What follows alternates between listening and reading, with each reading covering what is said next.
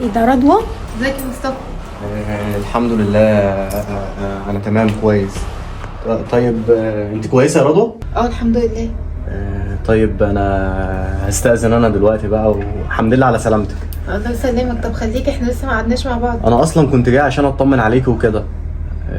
عرفت انك تعبانه والموضوع بتاعنا احنا هنتكلم فيه. طب خليك شويه يعني. معلش عشان بصي يعني الوقت دلوقتي زي ما انت شايفه اتأخر قوي وانا لازم امشي. خلاص بقى يا رضوى سيبيه عشان هو مستعجل، سيبيه. ماشي، باي.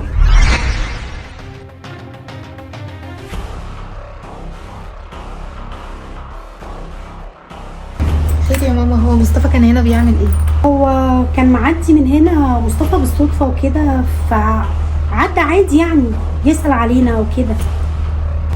طيب يا ماما، هو ما جابش سيرتي بحاجه؟